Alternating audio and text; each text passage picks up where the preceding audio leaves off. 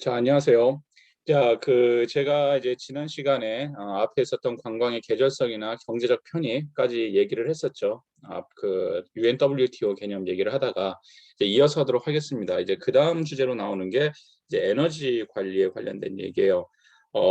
이제 에너지 관리에 관련된 얘기를 보면은 이제 1인당 1일 에너지 소비량부터 해서 에너지 보존 프로그램에 참여한 업체 비율, 뭐 재생 가능한 자원으로 생산된 에너지 비율, 뭐 이런 식으로 되어 있죠.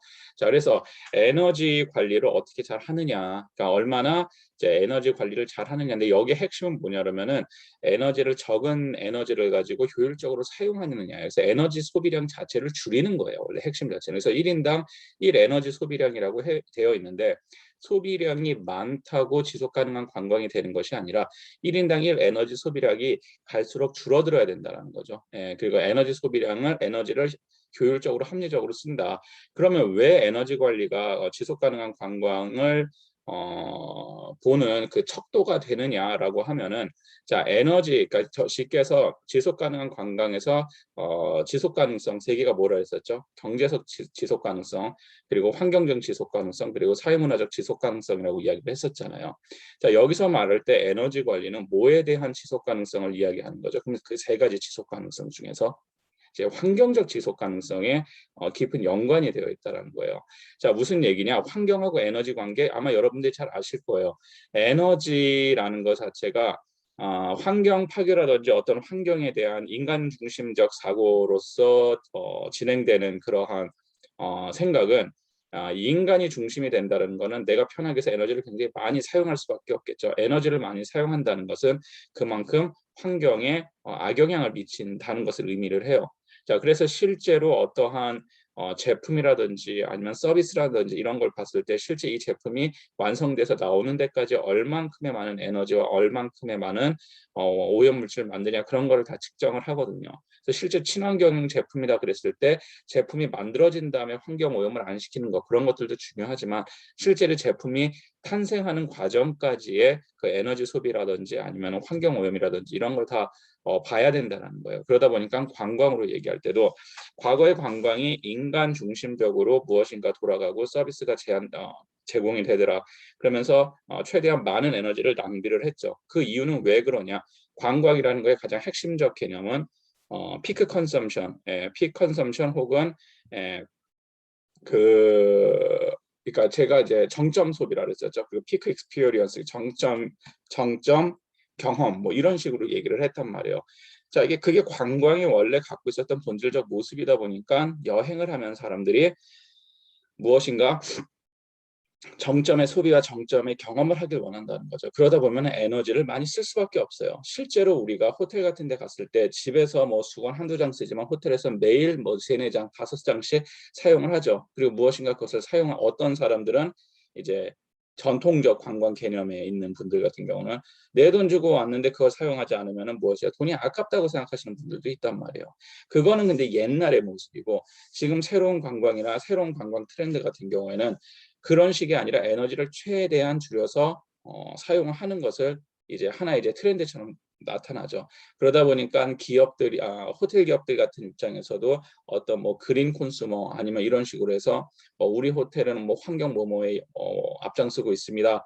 그래서 침대 커버를 뭐 빨아주는 것을 연박하는 손님들의 뭐 매일매일 안 하고 연박하는 손님들 같은 경우에는 원할 때 해준다든지 뭐 수건도 양을 줄인다든지 왜냐면은 수건을 빨고 뭐 하는데 다 그게 에너지와 물의 낭비가 되겠죠. 자 이제 그런 식으로 이제 변해가고 있다라는 거예요.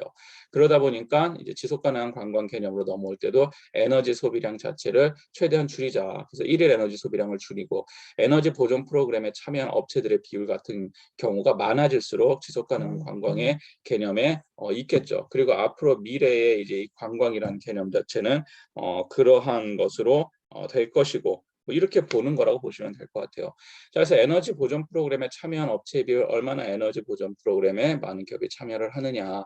자, 그래서 이 건물을 지을 때라든지 아니면은 그 객실 하나당 그 고객 한 명이 일일 소비하는 에너지라든지 이런 것을 측정을 해서 그런 것이 점점 줄어가고 그런 프로그램에 참여하는 업체들이 많아질수록 지속 가능한 관광이 될 확률이 높다라는 것을 보여주는 것입니다. 세 번째는 재생 가능한 자원으로 생산된 에너지 비율이에요. 자, 가장 많이 재생 가능한 거는 뭐냐면 물을 많이 사용을 하죠. 관광기업들을 어디서나 많이 사용하지만 특히나 관광기업들에서 유별나게 많이 사용하는 것이 물이에요. 물이라는 걸 가장 많이 사용하고 그 다음에 난방 같은 데 많이 사용을 하죠. 그러면 물을 예를 들자면 물 소비량 같은 것을 할 때 사람들이 한번 물을 샤워를 하고 물을 버리는 것이 아니라 자, 상수를 쓰고 하수로 나가는 것을 중수라는 개념으로 계속 돌리는 방식. 그래서 더 이상 쓸 데가 없을 때 그것을 이제 하수로 돌리는 뭐 이러한 것들이 재생 가능한 자원으로 생산된 에너지 비율이라고 얘기를 해요. 그래서 실제적인 어떠한 그 측정 지표 중에서는 중수, 상수, 중수, 상수, 하수 했을 때 중수의 사용 비용이라든지 혹은 아니면은 뭐 그러한 것들을 지금 제 머리 딱 떠오르는 건 그건데 그러한 것들을 이제 측정을 하죠. 얼마나 이 호텔이라든지 이 여행 이 기관에서는 특히 호텔들이 주로 되겠지만 얼마나 중수로 활용을 하느냐 그리고 중수도 몇 번의 물을 사용을 하느냐. 그래서 일반적으로 이렇게 사용한다고 이야기를 합니다. 자, 상수로서 상수도에서 나오는 물을 사용을 해요. 사용을 한 다음에 그 물을 한번 여과를 시켜서 중수로 돌려요. 중수로 뭐 예를 들자면은 아주 오염되지 않고 그저 쓸만한 무엇인가에다 돌린다고 쳐요. 뭐 예를 들어서 그 냉방 시설이나라든지 뭐 이런 것을 하는 데 있어 갖고 뭐 식히는 뭘 쓴다든지 뭐 이런 식으로 하다가 결국은 화장실에서 나오는 물 같은 것을 그런 방식으로 중수로 다시 활용하고 다시 그 거르고 해서 물을 계속적으로 반복해서 쓰는 거죠. 그래서 물이라는 것을 한 번 쓰고 버리는 것이 아니라 재생 가능한 자원으로서 활용을 한다라든지.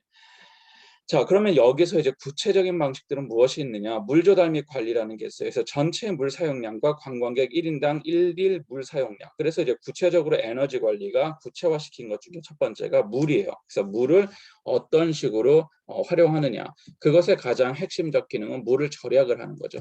물을 어떻게 절약해서 쓰느냐. 그게 가장 중요한 것이라고 보시면 될 것 같아요. 그래서 물이라는 걸 절약한다는 것이 물을 안 쓰기 시작하면 어떻게 됩니까? 고객들이 안 오겠죠. 그러니까 물을 얼마나 한정된 물을 여러 가지 이제 지금 기술을 이용해서 거르고 해서 재생을 해서 사용을 하느냐. 이런 거를 많이 해서 본다라는 거예요. 이런 거 보시면 되고요. 자, 두 번째는 식수의 질. 자, 요거는 이제 그 국제 음수 기준에 맞게 물 처리를 하는 업체 비율이에요. 그래서 식수 관련 질병의 발생 빈도라고 하는데, 자, 마실 수 있는 물. 그러니까 물을 이제 보통은 사다 마시죠. 사다 마시는데 자, 음수 기준에 맞는 뭐 어떠한 식수의 그 지역의 식수의 기준 한다든지 그러니까 이거는 한국 같은 경우는 잘 느껴지지가 않은데 개발도상국이라든지 아니면 물이 조금 지저분한 국가들이나 이런 것 같은 경우에는 이 식수의 질 같은 게 굉장히 중요한 지표 중에 하나겠죠. 식수의 질이 잘 이제 음수 기준에 맞게 물 처리를 해서 운영이 된다. 마시던 마시지도 않던 간에 어쨌든 자, 우리 한국의 수돗물 같은 경우는 마셔도 전혀 문제가 없어요. 마셔도 병 걸리지는 않는다는 거야. 그래서 웬간한 이제 국가들은 마시는 건 권장하지는 않지만 그래도 마신다고 치명적인 질병이라든지 아니면 감염병이 걸린다든지 혹은 마신다고 장기적 복용했을 때 무슨 문제가 생기겠지만 장기적으로 복용하지 않았을 경우에는 뭐 괜찮다라든지 뭐 이러한 비율들이 있는데 자, 이런 것들이 어느 정도 맞춰줘야 된다는 거죠. 가장 기본적인 게 물이기 때문에. 자, 그래서 이러한 것들이 있고요. 구체적으로 이제 또 하수 처리 같은 경우에는 아까 얘기했던 1, 2, 3차 5물의 비율들이 어느 정도 되고 하수 처리 시스템을 갖춰서 관광 시설의 비율은 어떻게 되느냐. 그래서 하수 처리를 어떻게 잘 하고 있느냐. 그리고 5물을 그냥 바깥에다 내뿜느냐 아니면 몰래 하느냐 아니면은 그 어떠한 규칙에 따라서 오수 처리를 하느냐.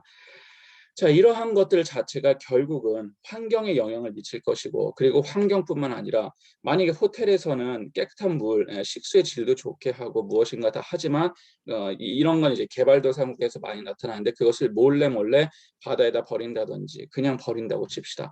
그러면 어떻게 되겠습니까? 리조트나 호텔 자체는 무엇인가 깨끗하게 유지가 되겠지만 그 외의 지역은 뭐가 되겠어요? 오염 지역이 되겠죠. 그러면은 사회적인 지속성, 사회문화적인 지속성 자체가 환경의 지속성이 파괴됨으로 인해서 나타날 수도 있다는 거예요. 실제 이러한 문제들 같은 경우는 식수나 하수나 쓰레기 처리 같은 경우에는 어떠한 그 리조트라든지 기업 호텔 관광 기업은 그 내에서는 잘 처리를 해요. 근데 문제는 뭐냐 그러면은 개발도상국 같은 경우에는 이러한 문제들이 이제 뭐 이렇게 비리나 이런 걸로 몰래 그냥 갖다 버리는 일들이 많다라는 거예요. 그래서 언뜻 보면 리조트 자체는 완전히 환상적인 공간이죠. 그런데 리조트를 벗어나면 그 외에 호스트들, 지역민들이 사는 지역은 굉장히 파괴가 된다든지 환경이나 이런 것이 파괴되고 그들의 식수의 질이라든지 그들의 어떠한 환경이라든지 이런 게 무너지기 시작하면은 결국은 장기적으로 봤을 때 관광이 활성화될 수가 없다라는 것을 의미하는 거라고 보시면 될 것 같습니다. 자, 그러다 보니까 이런 하수 처리나 쓰레기 처리나 이런 거는 호텔 기업의 입장도 있지만 호텔 기업이 속해 있는 어떠한 도시라든지 소규모 그 사회라든지 이런 것들이 다 포함이 되는 것이라고 보시면 될 것 같아요. 자, 그래서 이 리조트 사업을 전통적인 관점에서는 관광학에서 무엇이라고 설명을 하냐 그러면은 리조트 같은 경우는 어떠한 파라다이스 어떤 그 아일랜드죠. 섬이라는 식으로 얘기를 하죠. 그래서 리조트라는 거는 주변은 막 완전히 그 개발이 난개발의 엉망진창이지만 리조트만큼은 그 담벼락을 넘어서는 순간은 어떠한 천국이나 환상적인 공간이 만들어지고 근데 그것은 좋은 뜻만을 갖고 있지는 않아요. 그만큼 무엇인가 그 지역하고 어울리지 않는 동떨어진 게 있다는 거죠. 그런데 이 지속 가능한 관광은 관광의 그런 판타지 어떠한 환상적인 것 이런 것만 강조하는 것이 아니라 이제 전체적인 이제 관광이라는 걸 결국 무엇을 위하는 거냐면 어떠한 하나의 사회문화적인 현상 전체적인 사회에서 벌어지고 있는 현상 자 그리고 이것은 관광객들의 만족만을 위해서 파는 제품이 아니라 그 주변을 둘러싸고 있는 환경이라든지 이런 것들하고 같이 연계를 해서 가야 된다라는 것을 의미하는 것이고 이러한 트렌드는 계속 진행이 되고 있는 것도 팩트고 그리고 새로운 관광객들이라고 불리는 관광객들은 그런 것에 훨씬 더 많은 관심을 갖고 그러다 보니까 관광에 대한 트렌드가 과거에 무엇인가 낭비를 하면서 돈을 쓰는 이러한 모습에서 책임감 있는 관광 쪽으로 변해가는 것이고 그렇게 됐을 때는 결국 관광객이 모습이 변했고 그러다 보니까 이런 게 되는 것이고 결국은 관광을 개발만 하는 것이 아니라 그 주변에 관련된 뭐 하수라든지 그 지역민들의 어떠한 사회적인 환경이라든지 이런 것들도 염두를 해야 된다라는 것이 이제 등장하게 되는 것입니다. 자, 이런 걸 아마 여러분들이 많이 느꼈는데 저는 예를 들자면은 제일 그거를 크게 느낀 데가 그 세부를 한번 갔었을 때요. 자, 세부를 갔었는데 필리핀 세부를 갔는데 거기 리조트들이 많죠. 그래서 리조트를 갔어요. 필리핀 세부도 그렇고 푸켓도 갔었을 때도 그런 걸 느꼈는데 그 리조트를 벗어나는 순간 뭐라 해야 되냐 그 주변에 있는 뭐 중간 어디 갔다가 택시나 이런 걸 타고 돌아오는데 그 중간 같은 데 보면은 마을이나 이런 거 보면은 뭐라 그럴까요? 굉장히 심각하죠. 예, 굉장히 심각하죠. 이제 그런 거 보면은 리조트만 어떠한 낙원처럼 만들어져 있다면은 그 주변은 이거 뭐 말로 표현할 수 없는 수준의 그런 마을들도 있다라는 거예요.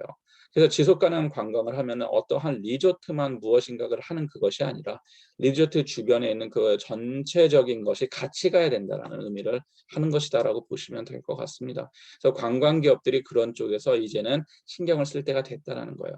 수익을 많이 올리기 위해서는 결국은 그 주변에 관련된 어떠한 인프라라든지 아니면 기본적인 하수 처리나 쓰레기 처리나 이런 쪽에 적극적으로 대응을 해야 된다라는 겁니다. 자, 그다음에 뭐 개발 관리라든지 과밀 관리 같은 거 이제는 토지 사용에 관련된 거죠. 그래서 토지 사용이나 개발 계획 절차의 존재가 있느냐 없느냐. 쉽게 해서 개발 계획 절차가 존재하지 않았을 경우에 뭐가 됩니까? 가장 쉬운 거 난개발이 일어나겠죠. 자, 관광이라는 걸 할 때 토지 사용이나 한국 같은 경우도 법적으로는 옛날에는 이 토지 사용이나 개발 계획 절차라는 게 좀 엉성했어요. 근데 지금은 어떻게 돼요? 뭐 개발 무슨 보존지구, 생태 무슨 지구에서 개발 계획 절차하고 토지 사용이 아주 엄격하게 되어 있죠. 자, 이것이 일단 기본적으로 갖춰져야 돼요. 그렇지 않았을 경우에는 난개발이 이루어질 수밖에 없다라는 거죠. 그리고 매력물이 발견되는 순간 우후죽순으로 남개발이 될 것이고 그러면 빠른 시간에 매력물이 파괴될 것이고 자 이렇게 되다 보니까 이것도 역시나 생태적 지속성이나 이런 것을 유지하기 위해서는 개발 관리에 관련된 내용들이 필요하다라는 거예요. 그런 것들이 실제로 존재를 하느냐 존재를 하지 않느냐. 일반적인 국가들은 보통 다 존재를 해요. 근데 중요한 거는 그러한 존재를 하지만 이것이 진짜 현실적으로 통제가 되느냐 안 되느냐가 또 중요하거든요. 그래서 이제 많은 이제 뭐 선진국이라고 불리는 국가들 같은 경우는 존재하는 것뿐만 아니라 엄격하게 관리가 된다라면은 그렇지 않은 국가들 같은 경우는 존재를 할지언정 그것이 느슨하게 운영되는 경우가 많이 있겠죠. 자, 그래서 느슨하게 운영될 경우는 전형적으로 균형을 맞춰야 되는 것 자체가 아까 제가 얘기를 했었죠. 세 가지 균형. 첫 번째 환경보전, 그리고 또 하나가 개발업자, 그리고 중간에서 어떤 그 정부, 관의 역할. 근데 세 개가 균형을 맞춰가면서 관이 조정을 해줘야 되는데 개발에다가 뭐 왕창 밀어줬더라. 그러면 어떻게 됩니까? 환경적 지속성이라든지 사회문화적 지속성이 파괴가 되겠죠. 그래서 그렇게 되면 난개발이 될 것이고 결국은 그래프가 올라가는 어느 정점에서 하락을 할 수밖에 없을 것이고 버틀러의 그 생애주기를 봐서도 알겠지만 자 이렇게 된다라는 거예요. 그래서 뭐 그런 거 존재 여부와 실제로 얼만큼 잘 실행이 되고 있느냐 자 이런 것을 파악하셔야 되고요. 자, 그 다음이 이제 통제의 대상이 된 지역의 비율이에요. 그래서 얼만큼 그렇게 통제의 대상이 된 지역들이 있느냐 그런 것을 또 따져봐야 된다는 겁니다. 자, 그래서 요거에 관련된 거는 제가 아마 그 다음 수업에 할 것 같은데 그 비지터하고 어떠한 지역에 관련된 얘기를 한번 할 거예요.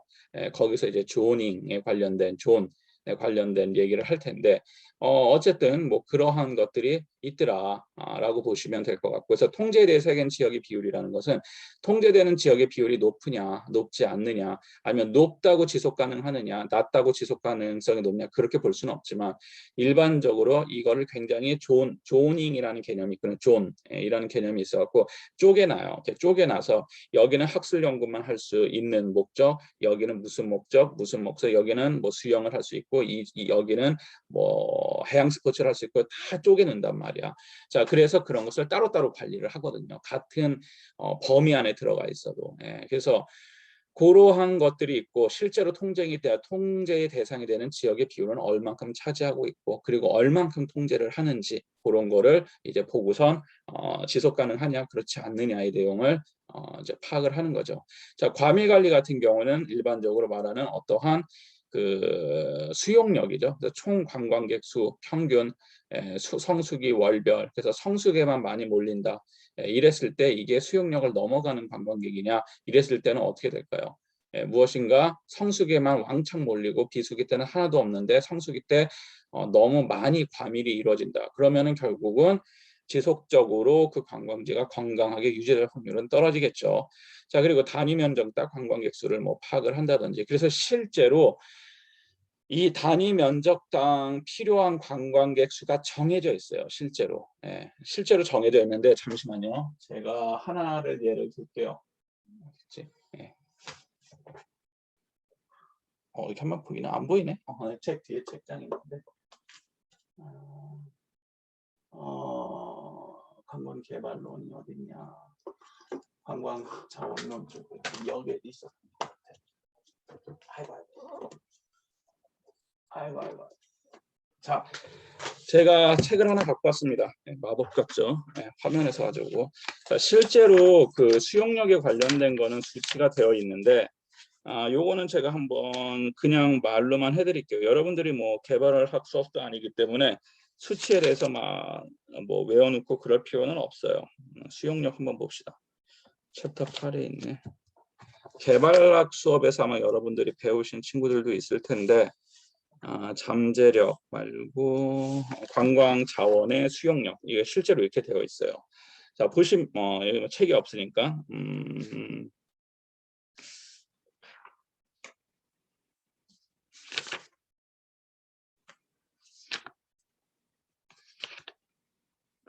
자 수용력이라는 걸 보시면 뭐 이런 식으로 되어 있는데 우리가 다 했었죠. 뭐 물리적 수용력, 생태적 수용력, 사회 심리적 수용력 뭐 이런 얘기는 다 했었었고요.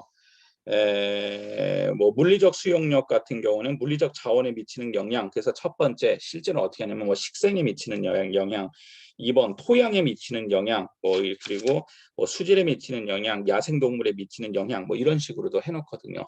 그리고 관광지의 즐거움을 미치는 영향 중에서 뭐 이용 수준과 그룹 유형 뭐 이런 식으로 돼 있어요. 그래서 이게 아마 이제 구체적인 과밀 관리에 관련된 건데 이렇게 뭐 이용 수준과 그룹 유형 이런 식으로 구체적으로 과밀 관리가 나눠져 있는데 보통 어떻게 써 있냐 그러면은 뭐 이런 식으로 돼 있어요. 자원 이용 도중에 요거는 지금 뭐 PPT는 없습니다. 그냥 다른 책이니까 다른 사람과의 만남이 관광객의 즐거움이나 만족감에 미치는 영향에 관한 뭐 주요 연구 결과를 살펴보면 다음과 같다. 카누 타는 사람이 야생지라는 것을 느끼기에는 하루 최대 3회 만났을 경우이고 그 이상이 되면 야생지에 있다는 것을 느끼지 못한다. 뭐 이런 식으로 되어 있어요. 그러니까 카누를 타는 사람 입장에서는 하루에 카누 타면서 3회 정도 만났을 경우 라고 최대 3회 정도 만났을 때 야생지라고 느끼지 4명째 붙어볼 때 이게 야생 맞아 이렇게 느낀다는 거예요. 되게 재밌는 연구들 많죠.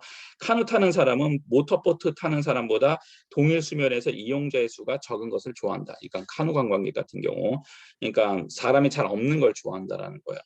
자, 혼잡의 영향은 등산로보다는 야영장에서 더 크다. 자, 무슨 얘기냐? 혼잡함을 느낄 때 등산로에서 사람들이 막 지나다니는 것은 사람들이 그렇게 예민하게 반응하지 않지만 야영장에서는 굉장히 예민하게 반응하더라라는 얘기입니다. 그러니까 실제로 해본 연구예요. 그리고 그냥 당연하잖아요. 느끼기에는 당연한데 구체적으로 과학적 스킬로 연구를 한 겁니다. 그리고 야영 경험이 많은 사람은 초보자보다 더 한적한 것을 원하며 다른 야영자와 거리를 멀리하려고 하며 접근로에서 더 먼 야영장을 찾는다. 등산로에서는 다른 이용자와 만남이 전혀 없는 경우보다는 1에서 2회 정도 만나는 것이 더 좋은 것으로 나타난다. 뭐 이렇게 나타나죠. 그래서 등산로에 아예 사람이 없으면 사람들이 굉장히 불안해한다라는 거예요. 그래서 너무 많은 것도 아니고 등산로에서 한 번에서 2번 정도 만나는 것을 가장 이상적인 것으로 여긴다. 이런 게 하나의 단위 면적당 관광객 수의 구체적 내용이라고 보시면 될 것 같아요. 또는 대부분의 이용자들은 대규모 그룹보다는 10에서 12인 이하의 소규모 그룹과 만나는 것을 좋아하며 그러니까 단체도 10에서 12인 이하에서 만나는 것을 좋아하며 하루 1회 대규모 그룹과 만나는 것보다는 하루 10회 소규모 그룹과 만나는 것을 더 좋아한다. 자, 무슨 얘기냐? 사람들이 이용하는데 단체 관광을 4, 50명을 한 번 보는 것보다는 그룹 10명 이하 그룹 10에서 12명 이하의 소규모 그룹을 10번 만나는 게 훨씬 더 과밀히 하지 않는다고 느낀다는 것이에요. 그러니까 이런 게 이제 구체적인 뭐 연구거든요. 그리고 뭐 이용객 형태에 보시면 등산로와 야영장에서 이용객의 만족에 영향을 주는 뭐 주요 인자는 만나는 사람의 행동 친절성 예의 등이었고 대부분의 이용객은 많은 이용객들보다는 이용객을 보는 것보다는 쓰레기가 방치되어 있는 야영장에서 더 불쾌함을 느낀다든지 뭐 이런 거예요. 그래서 사람이 많은 것보다 쓰레기가 많은 곳에 더 많은 불쾌감을 느낀다. 야영거리 이용자 규모, 조우 횟수 등의 요인보다는 쓰레기나 환경 파괴 등을 볼 때 더 불쾌하게 느낀다. 사람들이 과밀이라 해서 사람이 많은 것에 대해 불쾌감을 느끼는 것도 있지만 그거보다 더 예민하게 느끼는 거는 쓰레기나 이런 것들이더라 라고 얘기하는 거죠. 환경 파괴나. 등산로나 야영장에서 이용자 만족 수준은 쓰레기가 없는 정도에 따라 달라진다. 그냥 암만 과밀 관리를 해도 쓰레기 관리가 안 되면은 뭐 꽝이라는 거죠. 가장 중요한 게 쓰레기가 있냐 없냐 이런 것을 굉장히 따진다. 자, 그래서 뭐 수용력 추정 접근 방식 뭐 이런 걸 통해서도 시간에 관해서 접근하는 방식이 있어요. 그래서 피크 용량이라든지 일간 및 주간 용량이라든지 연간 용량 앞에 나와 있는 것처럼 이런 식으로 시간에 관련된 것을 계산하는 계량화시키는 방식들이 실제로 있다라는 거예요. 두 번째는 공간에 관한 것이라서 공간에 관한 기준은 이렇게 한다. 뭐 공간에 관한 개수로 나타내기도 하는데 뭐 이용자당 요구 면적 또는 요구 길이 분의 1 뭐 이렇게 하는 거예요. 만약에 이용자당 요구 면적이 500이다. 그러면은 500분의 1이 공간에 관한 개수가 되는 거고 뭐 이런 식으로도 개수도 실제로 개수죠. 개수도 연구돼서 나타나 이져 있기도 합니다. 그래서 뭐 절대 단위, 밀도 단위 뭐 그렇게 되어 있고요. 자, 그리고 뭐 관광객 비율, 그래서 뭐 요 관광객 비율과 임계 용량까지 하고 말로 하고 설명을 하고, 요게 필요하면은 뭐 제가 PPT로 다시 한번 만들어서 실강에서 제가 보여드리면서 실강해봤자 비대면이니까 얘기하겠지만, 뭐 관광객 비율 그러면은 관광객 비율은 관광객에 관한 용량 및 이들의 이용을 지역의 인구, 교통 용량, 밀도, 계절성, 경제적 편익 등 뭐 이런 거를 사용할 때 이용된다. 그래서 뭐 이런 식으로 해요. 관광객 비율을 지역의 상주 인구에다 인구분의 숙박 관광객 수 곱하기 100. 근데 이게 무조건 정답은 아니에요. 이런 방식을 통해서도 뭐 하고, 뭐 임계 용량이라는 거를 해서 한 사람의 하루 소비량분의 가용 용량 뭐 이런 식으로 다 정량적으로 추출해내는 뭐 이런 게 있어요. 그래서 이러한 것들은 실제로 데이터가 보통 나와 있어요. 기존에 했었던 연구들에서 이 개수에 관련된 건 됐어요. 뭐 임계 용량 뭐 0점 몇 이상 뭐 이런 식으로 다 되어 있거든요. 그렇기 때문에 이런 거는 보통 연구소나 이런 데 존재를 하고 찾으면 보통 나와요. 네, 나오고 이제 대학원 같은 데 가시면 여러분들이 뭐 이런 거는 쉽게 구할 수 있는 자료이기도 하고 그럽니다.